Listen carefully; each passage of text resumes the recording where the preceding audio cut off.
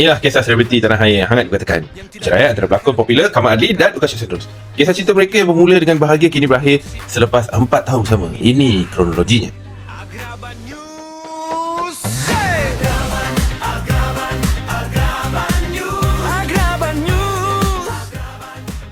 Kamal Adli, pelakon dan hos terkenal, dan Ukasha Sendros salah seorang wajah paling popular drama dan filem tanah air, mula mencuri tumpuan ramai ketika hubungan mereka menjadi topik hangat di media hiburan. Hubungan mereka mula menjadi bualan ramai apabila Kamal melamar Ukasha secara terbuka pada 20 Disember 2020 di sebuah acara anugerah yang kemudian disambut dengan gempar oleh peminat. Pasangan ini kemudian sah melangsungkan perkahwinan pada 4 atau 5 November 2021 dalam sebuah majlis tertutup di Janda Baik Pahang. Dari perkahwinan itu, mereka dikurniakan seorang anak perempuan bernama Haura Ukaira. Namun kebahagiaan tidak kekal. Sejak awal 2025, peminat mula menghidu keretakan rumah tangga mereka. Pasangan ini tidak lagi mengikut satu sama lain di Instagram, dan pelbagai spekulasi mula muncul dalam talian. Desas-desus bertambah apabila Ukasha dilihat memberi petanda tentang pergolakan rumah tangga. Disusuli dengan permohonan cerai yang difailkan pada Ukasha pada 1 Oktober 2025 atas alasan tiada persefahaman serta pergolakan perpanjangan. Proses perceraian bermula di Mahkamah Rendah Syariah Wilayah Persekutuan Kuala Lumpur.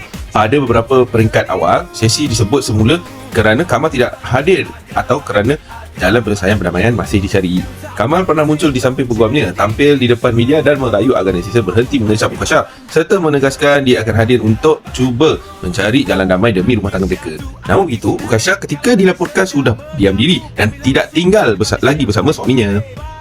Semasa proses ini berlangsung, pelakon Ukasha juga tampil dengan dakwaan yang mengejutkan ramai, termasuk mendakwa beliau pernah mengalami keganasan rumah tangga semasa perkahwinan, termasuk ketika sedang hamil, dan beliau merasa tidak diberikan nafkah yang sewajarnya. Bagaimanapun, Kamal menafikan semua dakwaan tersebut, dan akhirnya pada 12 Januari 2026 pasangan ini disahkan sah bercerai talak 1 di Mahkamah Syariah Wilayah Persekutuan Kuala Lumpur. Prosiding dipimpin oleh Hakim Siti Noraini Muhammad Ali selepas mahkamah membenarkan permohonan perceraian yang difailkan oleh Ukasha di bawah Seksyen 47 Undang-Undang Keluarga Islam. Kamal melafazkan cerai tersebut secara bertentangan di hadapan mahkamah kira-kira jam 12.56 tengah hari.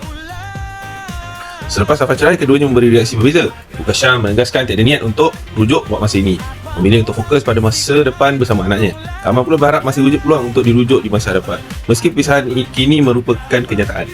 Kamal turut berkongsi bahawa selepas perceraian, beliau berharap proses pertemuan dan masa bersama anak mereka menjadi lebih mudah. Begitulah kronologi kisah cinta pergolakan akhirnya perpisahan Kamal Adli dan Ukasha Sendros. Satu perjalanan yang penuh suka dan duka di mata umum. Jodoh mereka mungkin berakhir di sini, tetapi kehidupan dan tanggungjawab sebagai ibu dan ayah terhadap anak mereka terus berjalan.